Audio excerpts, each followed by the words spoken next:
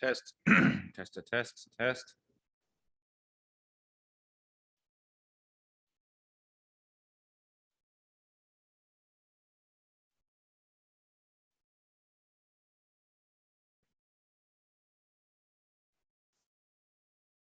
Test, test.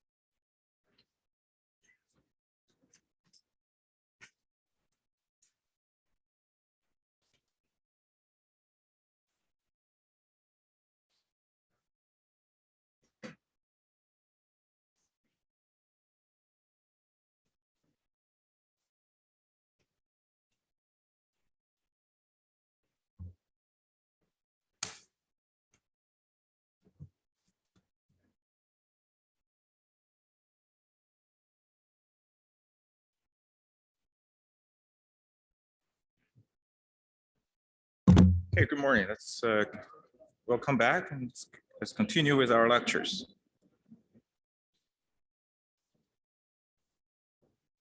So quickly to jog your memory on what we did prior to the Thanksgiving long weekend. We started with the concept on differential equations. Okay. So let's finish that today, and then we'll get on to the first type of differential equation, first order differential equation. Just quick review on here. So the concept we're covering more or less like from the biggest concept to smaller concept, right?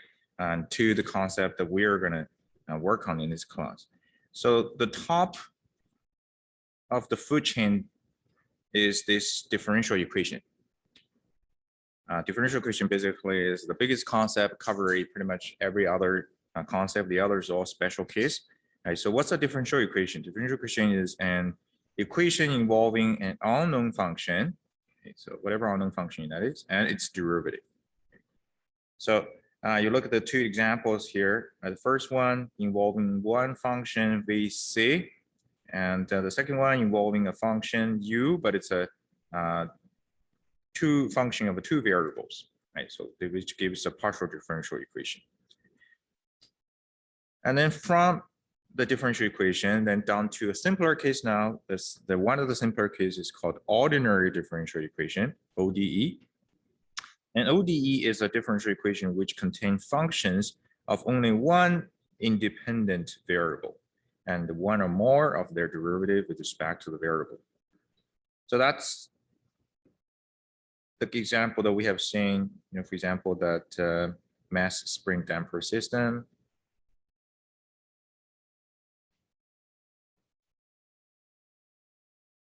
So that involves only one function, and that function is only one independent variable, which is t, and that gives you an ordinary differential equation.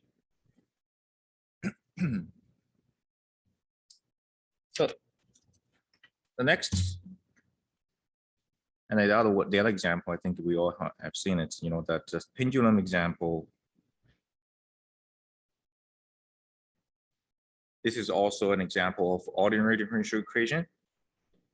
In this example, the difference is this is linear, this is a nonlinear equation, right? So you can further basically categorize the ordinary differential equation from here. So we'll see that. Okay, so let's continue from here. The next category is partial differential equation.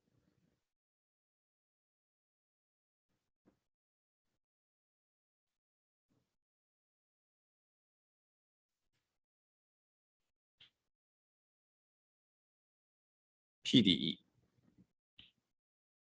So what is PDE? Let's write down definition here quickly. A PDE is a differential equation. So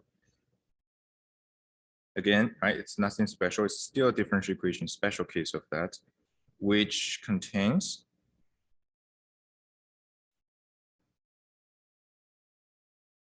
unknown function of multiple variables.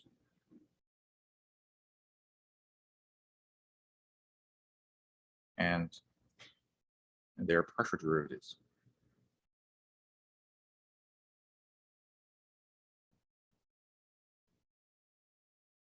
Okay, that's PD. We learned partial derivative in the other course, so we know what partial derivative means.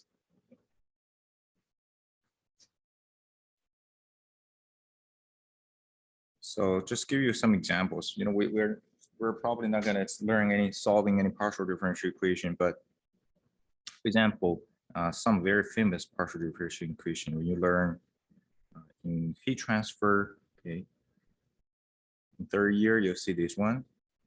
So ut equal to alpha u x x, okay, and u is a function of t and x is the temperature.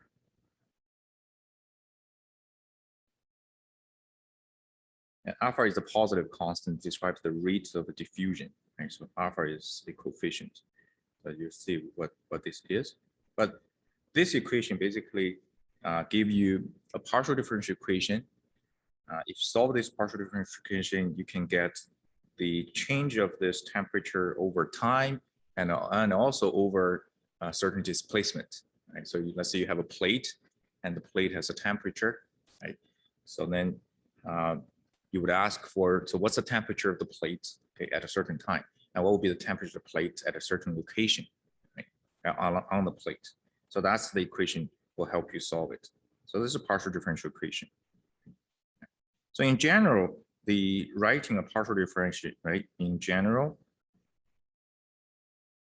you can write, you may have, for example, n number of variables, x1 to xn, and then you have this u function, which is a function of this n number of variables, x1 to xn.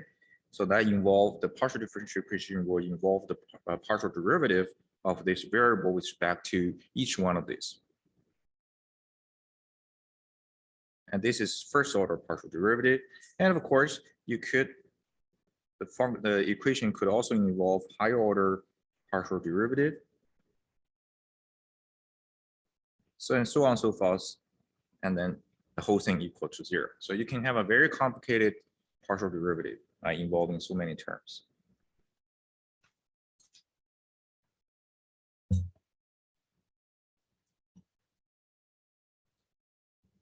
Okay, so those are the big, the sort of like on top of the food chains, right? So you categorize and you get this 3 big things: DE, ODE, and then PDE. Okay. Then from here, we'll be able to categorize it in a more detailed or more smaller branches. So now let's look at linear ODE. So you can have a nonlinear ODE, you can have a linear ODE. Right? So let's look at the linear ODE. How do we identify if this ODE is linear or not? So basically, if you identify it's linear, it's linear. If it's not a linear, then it's nonlinear, right? So a linear ODE, okay,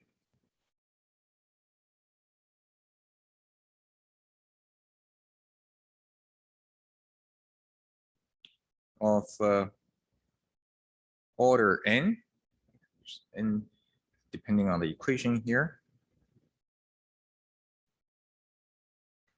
can be written in the following form.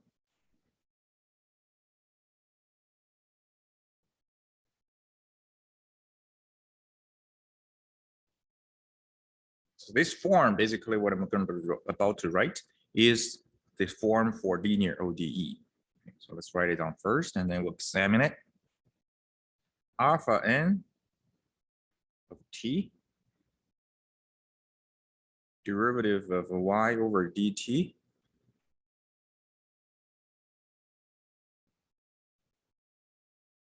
and alpha n minus 1t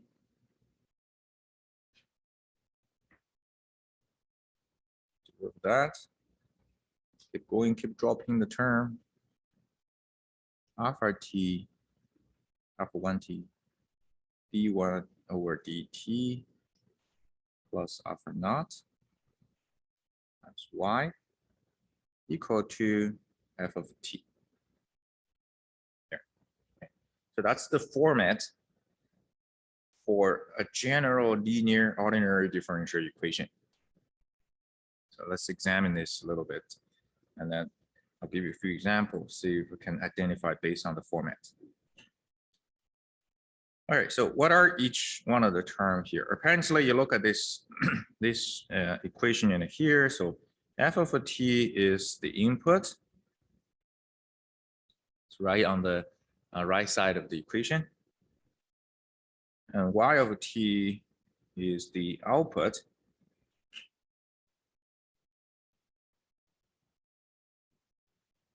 And all the coefficients alpha n of t up to alpha naught t.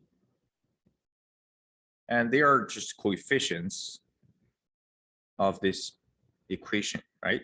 So they are coefficients.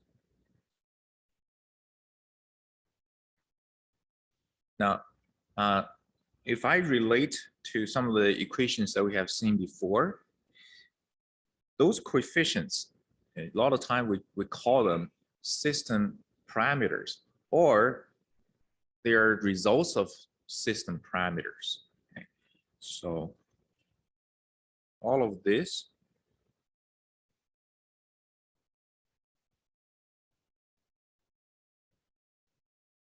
so they are coefficients due to system parameters.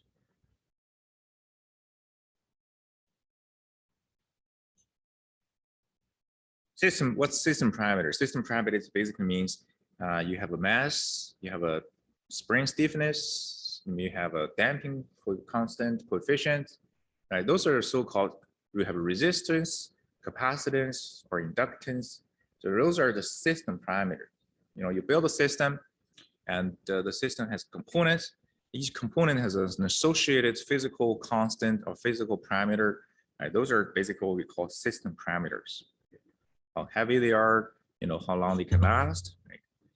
And the numbers, the coefficients that are here are the direct results of the system parameters. Sometimes maybe this is the mass, right? You know, remember that mass spring damper system, mx double dot bx dot plus c plus kx equal to f of t.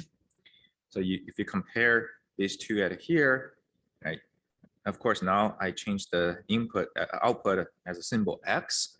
But if you look at the coefficient, I mean, this is second order. So this coefficient here basically is mass. So the coefficient here is system parameter. Okay. Now, sometimes, you know, for example, this equation here. Now, if you divide both equations by both sides by m,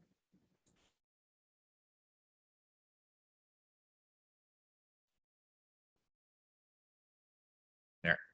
So the equation is rewritten in this format. I mean, this is still a linear ODE, but now the coefficient, you can see the coefficient, this coefficient is not an m anymore. And the coefficient of this term and this one here, they are becoming basically a result of the system parameters, B over M, K over M. So that's the idea of why these coefficients are due to system parameters.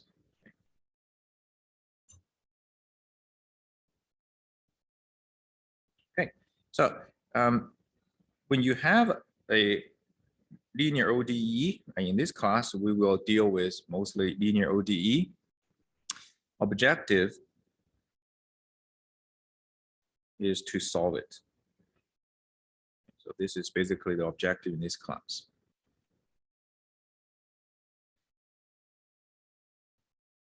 And to further simplify this in the future, you will see is, right? So there will be two different situations we're going to deal with. And one of the situation is if there's no input to the system.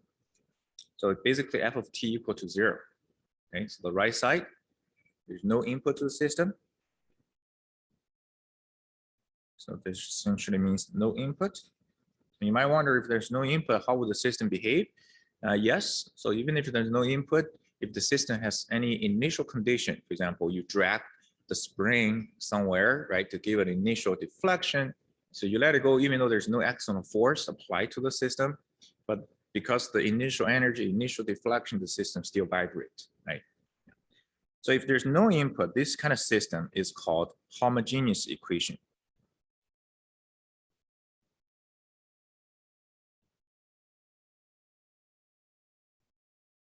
It's called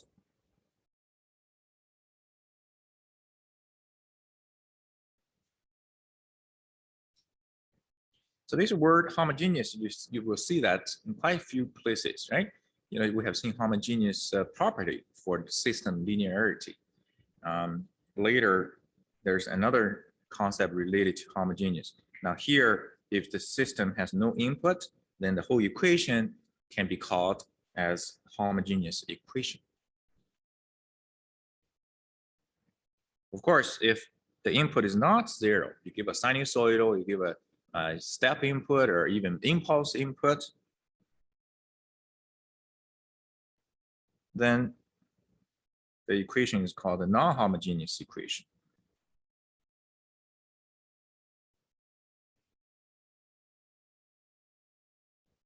So it's as simple.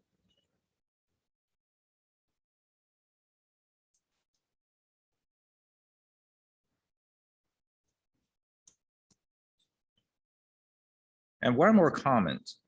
Okay, one more comment. Now, you remember we learned the concept of time varying, time invariant property of a system. Okay.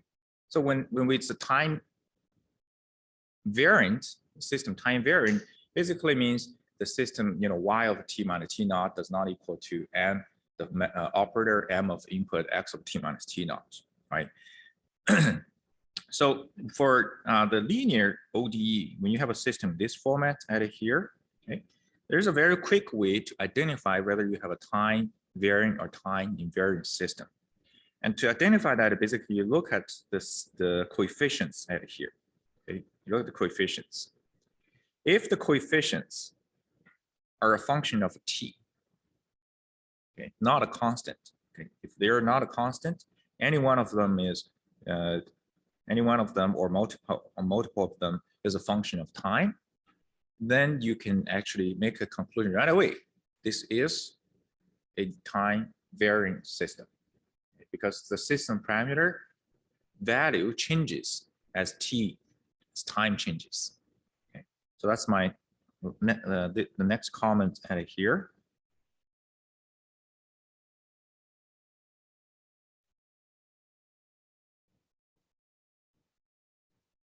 If one or more of the coefficient, the alpha n t to alpha naught t. So right now we write everything as a function of t. I mean, constant is still can be called a function of t. So if one or more of the constants is a time varying is not a constant,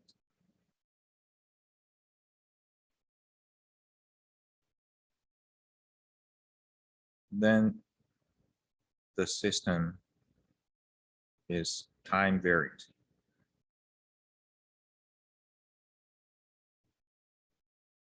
So of course, if all the coefficients are constants, then you have a time invariant system.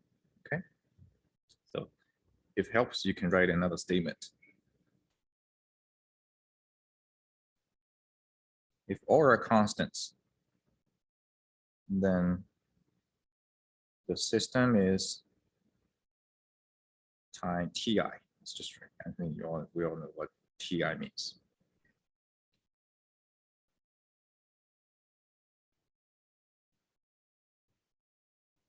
Okay. So this is the bigger picture. We'll look at a few examples. Okay. But let's go back to this.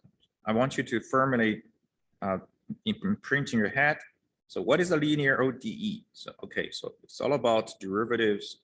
Okay, it doesn't matter which orders, how many orders. It's all about derivatives, the system output, and there's coefficient involved for each term. So depending on the system, the coefficients are related somehow to the system parameter, and in the end equal to the system input f of t. Okay. All right, so let's take a look at a few examples. And I want you to identify whether they are linear ODE. If they're not linear ODE, then they're nonlinear. They're nonlinear. Okay, whether they're linear or nonlinear ODE based on the format of the system equation. So the first one is, let's say, dx dt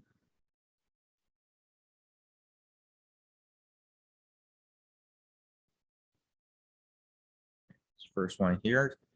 I'll just write down a few and then we'll do it together.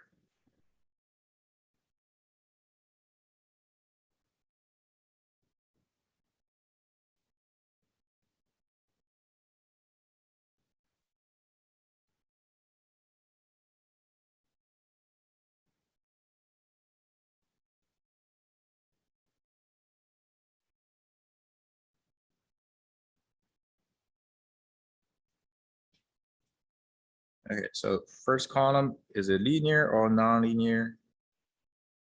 And then also write down the order of this ODE.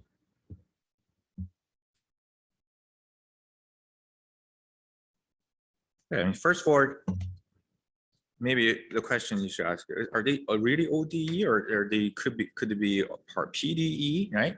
And of course, you look at this, they're not going to be PDE because they all involve function, just single variable and their derivatives.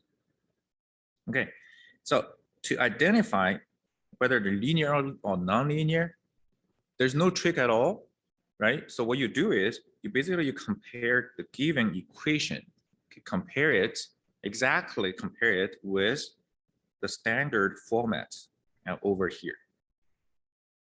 So if what's given conforms with the standard format, then you have a linear. If it doesn't, then you have a nonlinear. All right? Yeah. Okay. So let's do the comparison here. Let's look at the first one.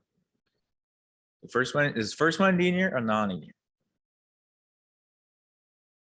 So did I hear somebody say nonlinear? No. Okay. Good. It's linear, right? So that basically coefficient, it's all good. So 1, 2, 5. And then each term, second order, first order, constant, linear order, and then function t. Good, checked out. Second one is a linear or nonlinear?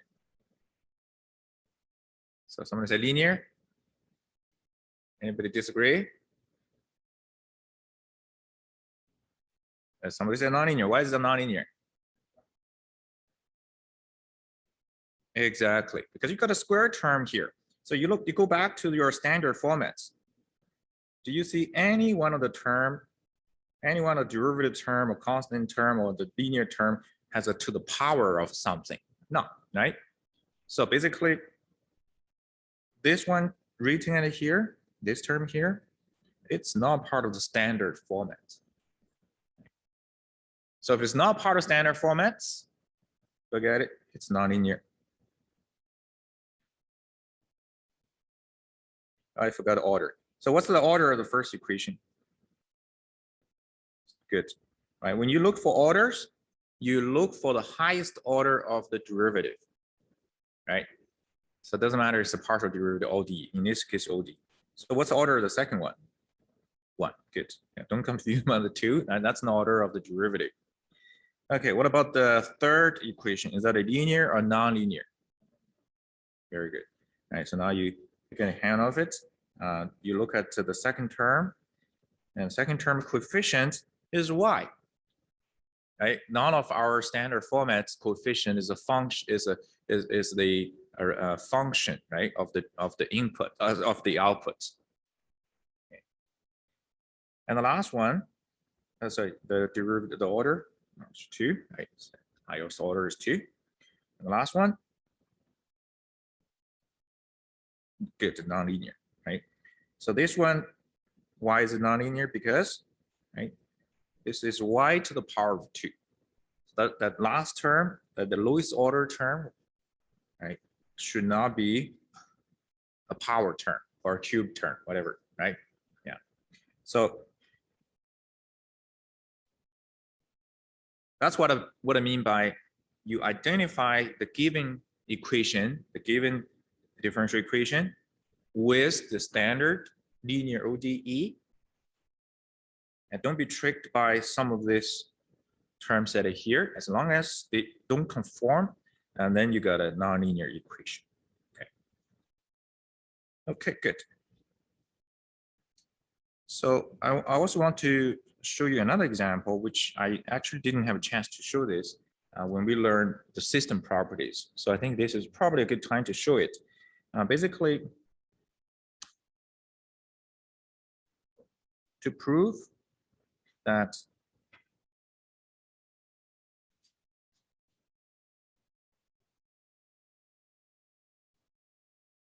so let's prove this one. This is a very simple first order differential equation.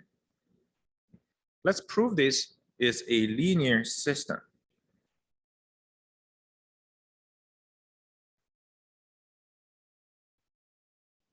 Let's prove it is a linear system.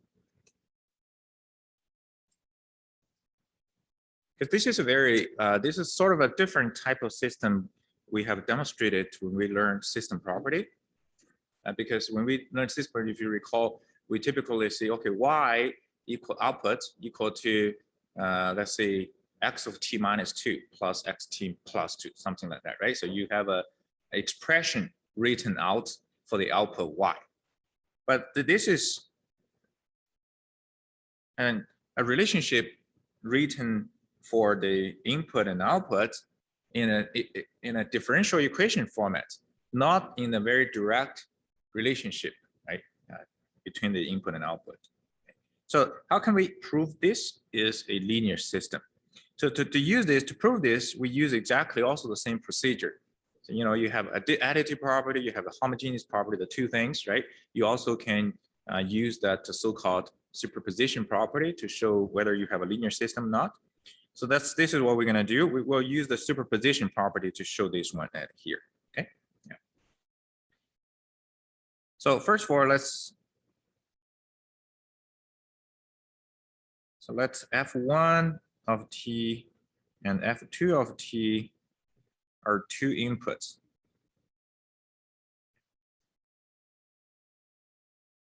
Right. So if I plug in the system with f1 of t, so basically you put a f1 of t out of here.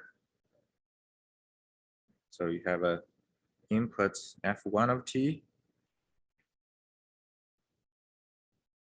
and then the system supposed to spit out an output. So let's call it y1 of t. And then it produce y1 of t.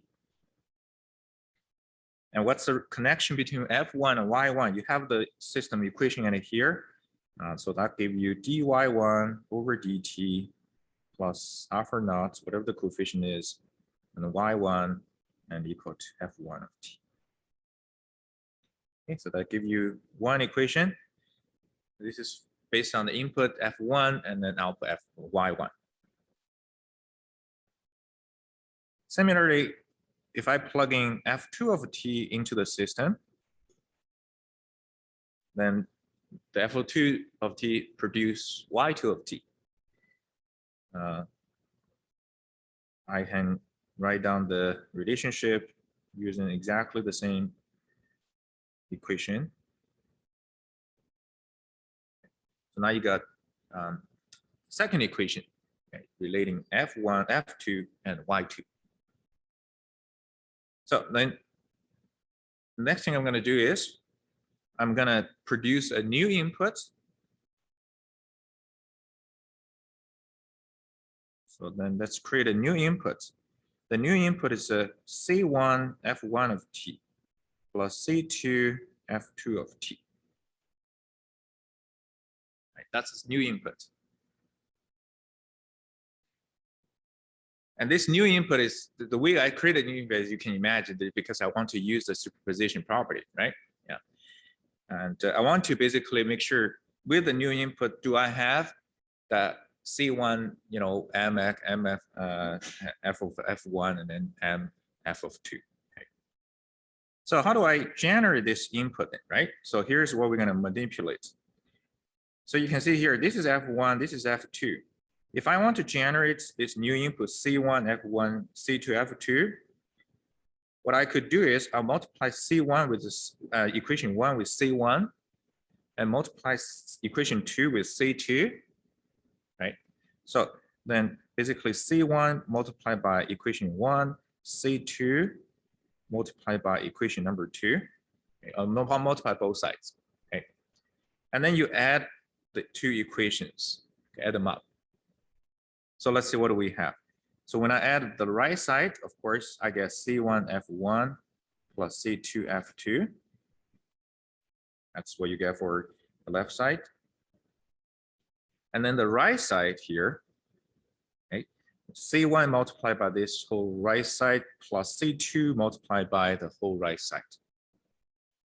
So you got a derivative term C1, a derivative term C1 Y1, derivative term C1 Y C2 Y2, right? So obviously I can write it as a derivative C1 Y1 plus C2 Y2, okay, for the first term here. Second term, right, both coefficients the same, so alpha naught T, C1 Y1 plus C2 Y2. Sorry, this is let me rewrite it here. Okay, equal to C1 F1 of T plus C2 2 of T. If you do this, C1 times equation 1 plus C2 times equation 2, you're gonna get a new differential equation. So let's look at this new differential equation.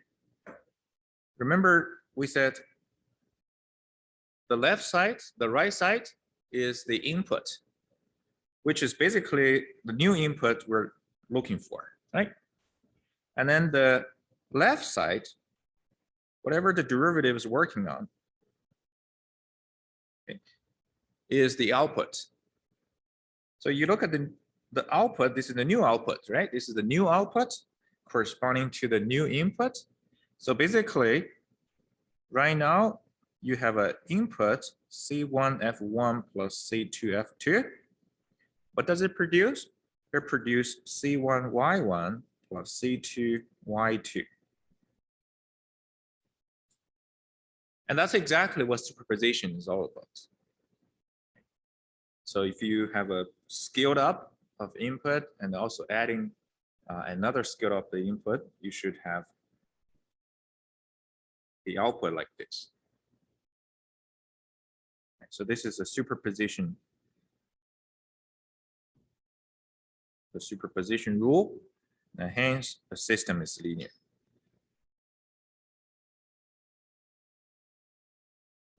So that this is a linear differential equation. That linear differential equation represents a linear system. Good. All right, so that give you an idea, you know, what in the future, when we solve differential equation in this class, we'll solve so that actually probably 100% linear differential equation. So basically, we're going to deal with linear system. Any questions before we move on here? Okay. So let me do a very quick summary to give you a bigger picture at here.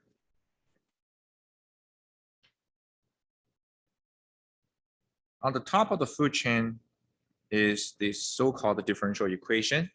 So this is the biggest concept governing all the rest of the specific cases. And then from here, we can further categorize into two branches. One is PDE Another one is the ODE, ordinary differential equation and partial differential equation. And we're going to focus on this branch right here. So from ODE, you can have a linear ODE, and you can certainly have a nonlinear ODE.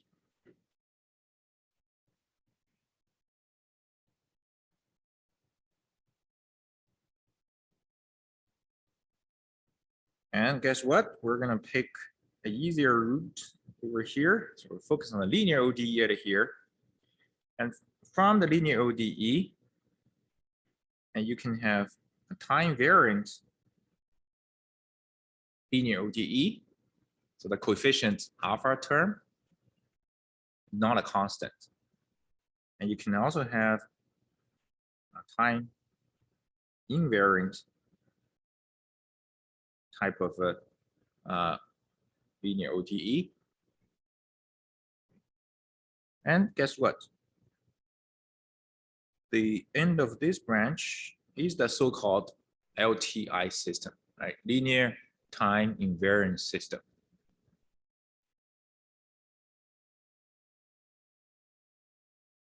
So for this course, right, and we go down this route.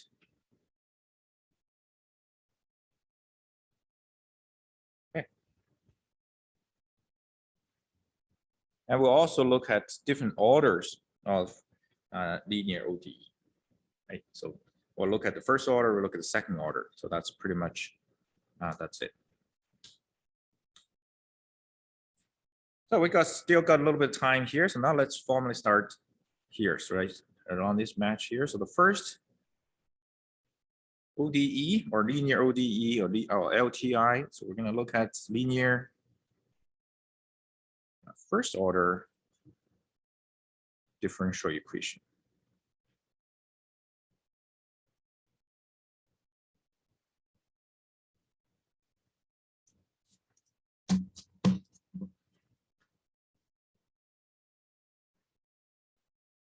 Okay, the first step is, what's the general format or the general form of first order differential equation?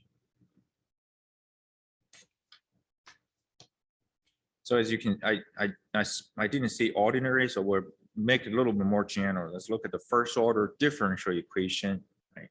And then we'll get on to linear ones. The linear one is basically a specific case.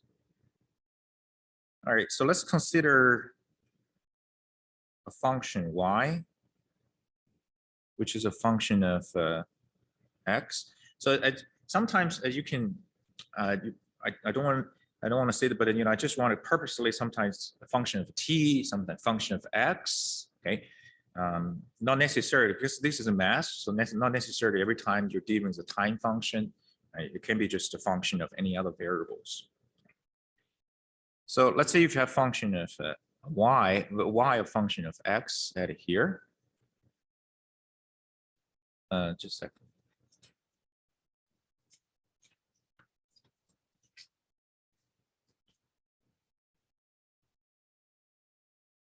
Right.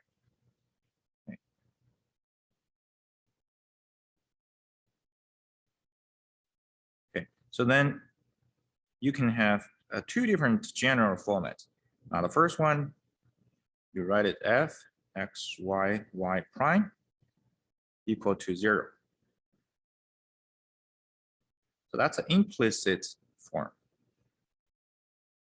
It's all tangled, mingled together. Another format is you write it, you have an equation, you have say y prime or derivative because of first order, right? dy over dx equal to a function of x and y. So whatever the expression on the right side involve variables and x and y, and the other side is just the first order differential equation, the first order derivative, right? So if you can have this format, right, that's what we call explicit form, right? So that's a general format. So in this class, we'll consider relatively simpler format or case. So we'll consider linear equation.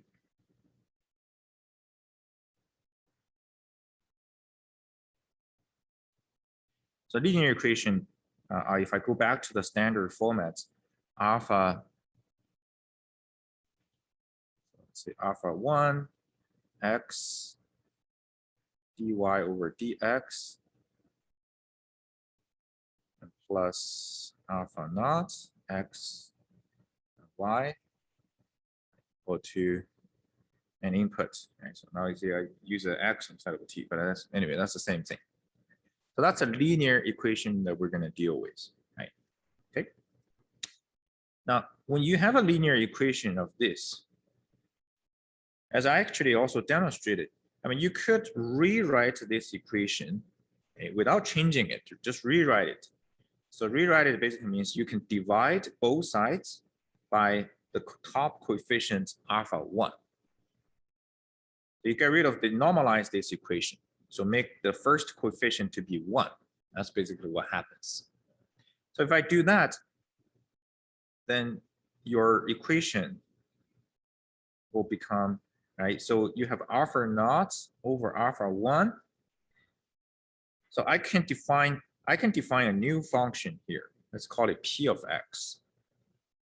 And this side here, I can call it q of x. So the whole equation, right, is normalized with the first term's coefficient is 1.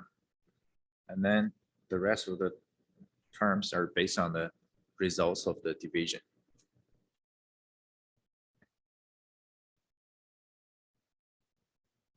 Basically it's the same system, right? The same system that here. It's just different ways of presenting it. Okay? So the reason I'm presenting this way is essentially when we solve, okay, we will solve using this format at here for the linear equation.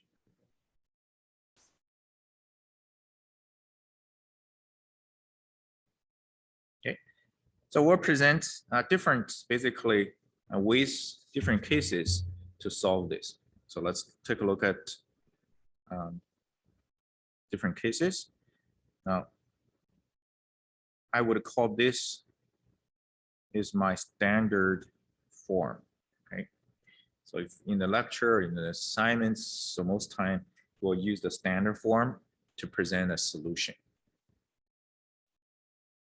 Okay, so let's take a look at the first case. It's got time to maybe finish one case right here. First case, let's look at the homogeneous equation. So homogeneous case.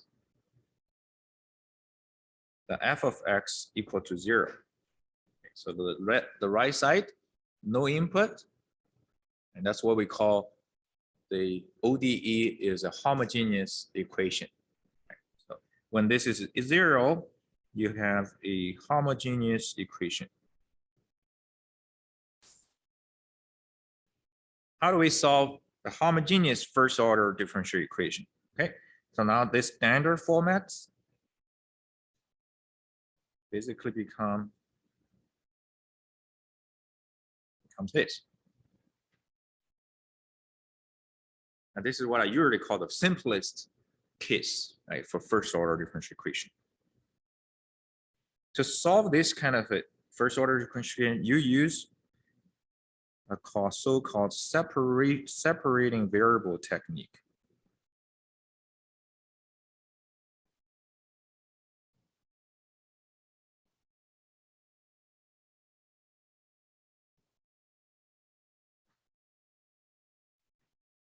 Separating variable technique applies to this homogeneous case.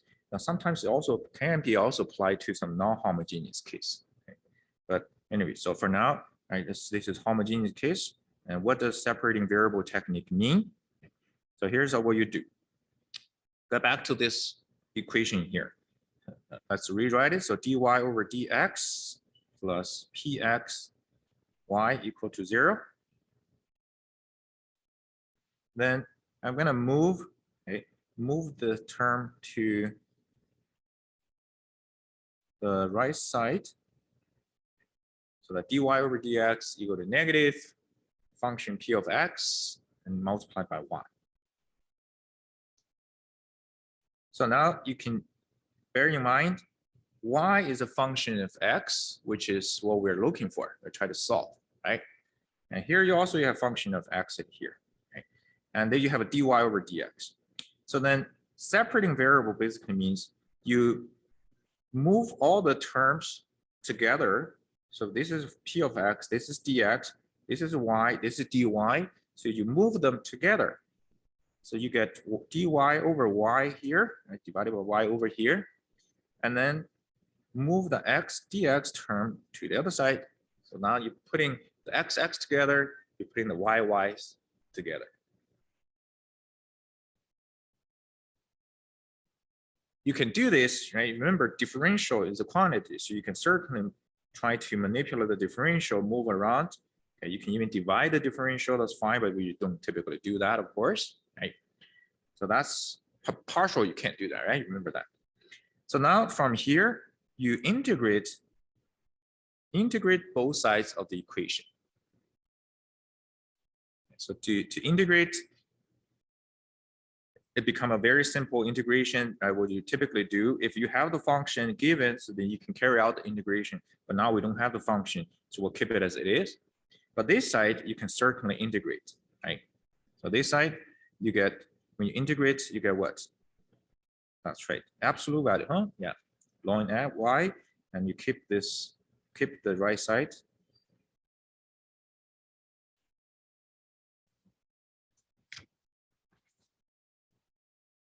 That's the results out here, but you're looking for solution, so you don't stop here, right?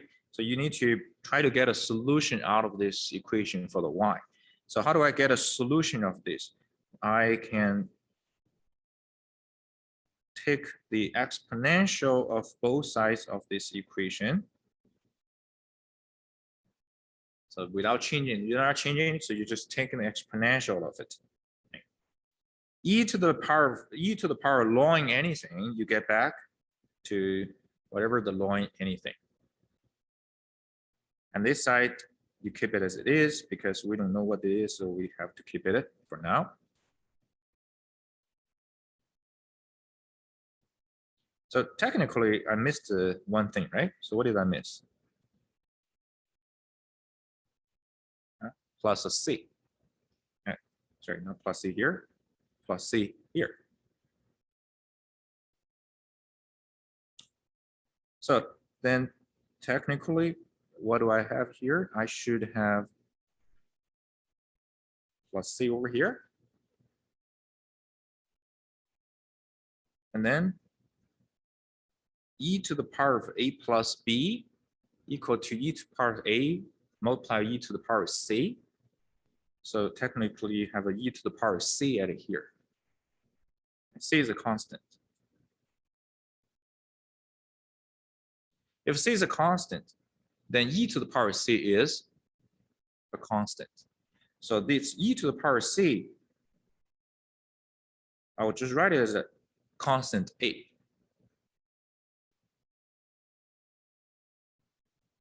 Right. So a equal to e to the power of c. It really actually doesn't matter. So you just have to know that you've got a constant a at here. And this is y here is the absolute value of y. So technically y, when absolute value of y equal to something, then y can be either positive or negative, right, of a of this. So then you might wonder, so then should I take the positive or should I take the negative? And that will depends on the so-called initial condition. So depending on the question, depends on the initial condition, then you can nail down whether you're going to have a positive value or negative value at here. So the point here basically is the coefficient at here or the value at here can be either positive or negative depending on the question. Okay? But if sometimes the initial condition is not given, then you just keep it as a constant. Okay. Yeah. So this term at here, okay, could be either positive or negative. So you can maybe just call it a b term, a constant b. So the b can be either negative value or positive value. So your whole solution at here, right, can be rewritten as y equal to b times e to the power negative that integral. And b, the b's value depends on initial value, on initial condition. We'll talk about what initial condition mean and how do we get this b value, right, later. Okay, so we're running out of time in here, so we'll continue from here. But what I just did, right, is a general solution of this homogeneous first order differential equation. Now, I don't want you to memorize this as a formula, okay?